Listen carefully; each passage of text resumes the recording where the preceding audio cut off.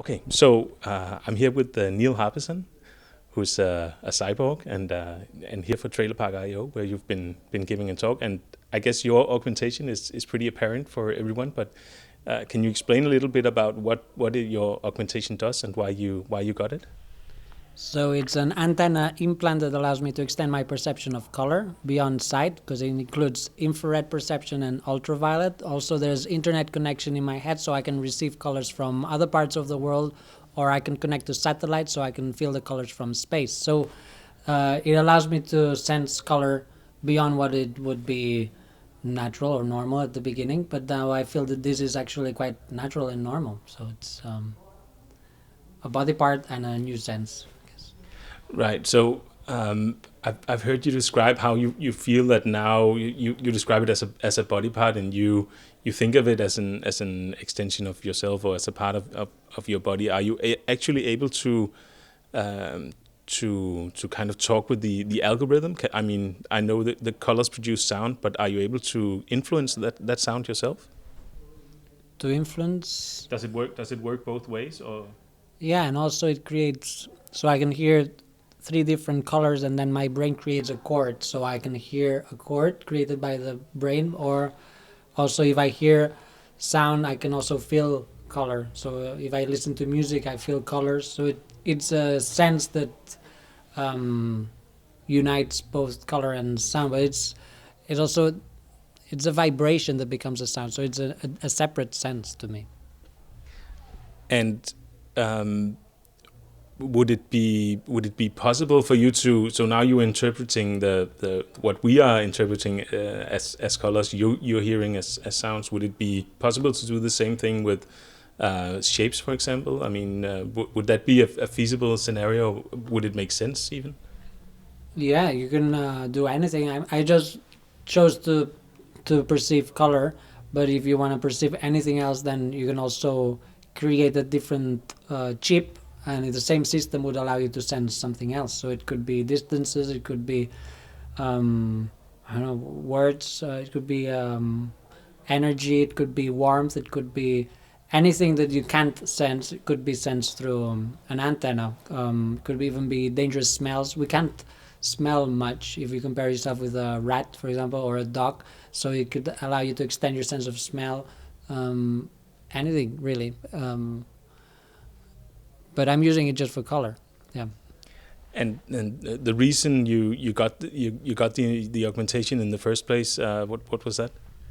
Well, I was born completely colorblind, so I was always obsessed with color, and I wanted to sense color. And then I started this project with Adam Montandon in 2003 in England, and then I decided it would be a body part, because I didn't want to wear technology. I wanted to become technology. So then hearing color allowed me to detect the colors that I couldn't see, but then this became normal, and I wanted to perceive infrared and ultraviolet. And then after that, I decided to include internet so that I could receive colors from other places and then connect to space. So it keeps evolving. The first reason was color, but now it's beyond that. It's now using the internet as a sense right now. So you felt a definite need to get the implant because of your condition. Would you still, if you know what you know today, would you still have gotten like these extra senses like ultraviolet and internet connection? Would you still have gotten those even though you had normal vision from birth? Yeah, I didn't have the need. I had the curiosity, because there's thousands of people that see in black and white or are colorblind, and there's no real need to see color unless you're extremely curious about it. Or um, it was more about curiosity. So to me, sensing visual colors was a curiosity at that time. When I started to perceive them, my curiosity changed to infrareds and ultraviolets. Then when this became normal, then my curiosity became the internet as a sense. So it's not a need, well, or unless it's a constant curiosity. I think that's what really defines all this. And also, I guess what you're hearing as colors is what we're seeing as colors. So your implant kind of makes obvious how everything is related to how we perceive things, and it might be sort of an arbitrary thing that we feel we see colors, right? Do, do you feel that there's like a hidden world maybe um,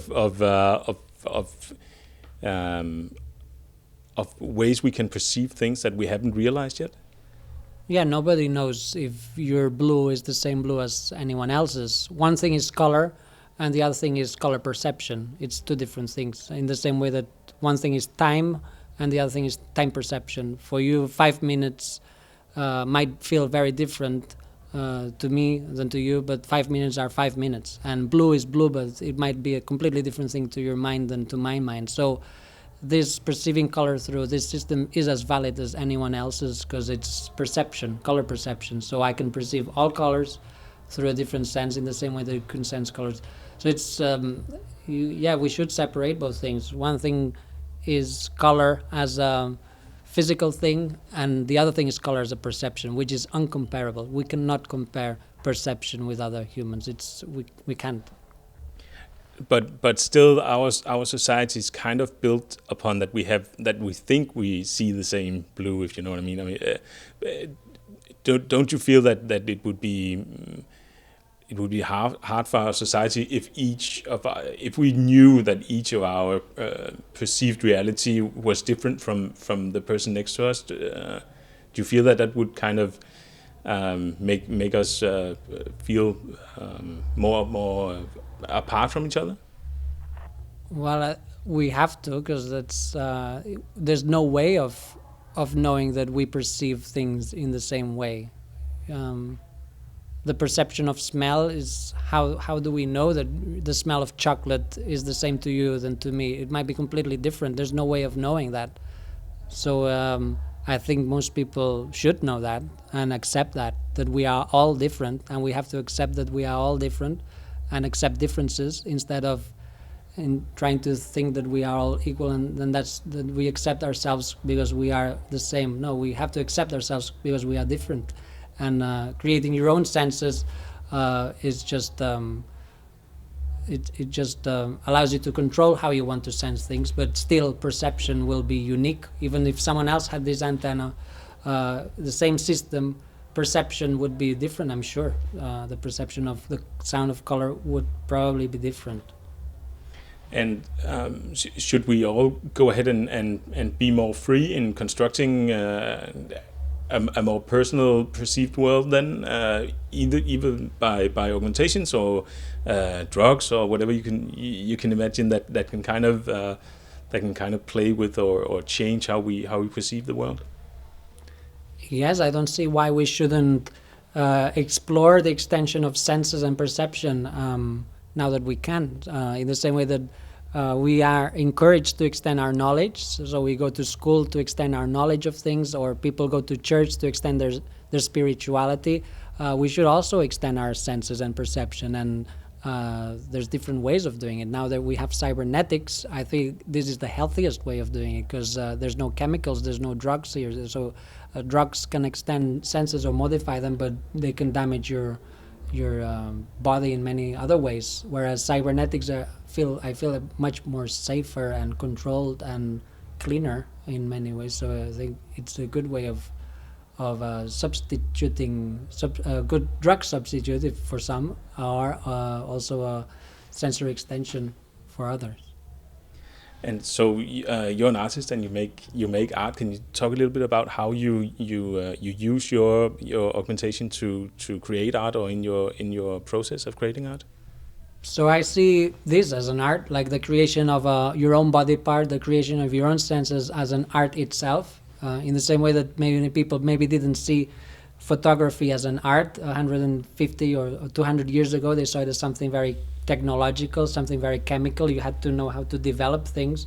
It felt very non-artistic, but now people see photography as an art, how you take pictures. So creating cybernetics and creating body parts and senses, many people don't see it as an art, but it will definitely be an art. It's the art of creating your own senses, the art of creating your own body parts, and then the art of expressing yourself through your new senses. And that's I'm doing it through the color of sound and the sound of color, but many other people will or are doing it through other senses. So more than anything, it's the entire project that is an ongoing kind of artistic sort of search or experience that keeps evolving and keeps growing. Is that correct? Yeah, it's exploration and exploring reality. It's not creating a virtual reality. In this case, it's extending the perception of reality. It's there's lots of things that we can sense. So through technology, we can extend our perception and sense all these elements that surround us. Also, we can use the internet to sense what is far away from us, like in space. So it's a way of extending our senses and perception, and that will affect the way you express yourself and the way you see yourself as well. And so you've been through a lot of iterations, I imagine, with your implant. Is there an actual next thing that you want to try out? Physically, as the use of blood circulation to charge the chip, so it's having a small turbine in the blood vessel that would charge the chip permanently. So the aim is body energy should be the one that charges the new body parts or senses, not external energy. And then as a sense, it's the having both stereo perception, one space connection and the other one is earth. So I would have two channels, one that allows me to sense the colors from space and the other one from earth. And how close are you to realizing this next part of the project? Well, I'm already training my brain to perceive the colors from space. So when my brain gets used to it, then I'll try it permanently and see how long I can live with it, because it might be too overwhelming, because that means I would have colors at night as well. So whenever I sleep, I would hear the colors from space, because space never stops. So in Earth, we turn off the lights at night, but in space, there's always color. And the internal power, the turbine thing, is that a technological thing that's possible? Yes, there's already people using blood to charge small things. So there's a lot of research being done, and I don't see it as something too far away from now. Yeah. Okay, thank you so much for your time. You're It was a pleasure. Thank you. Thank you.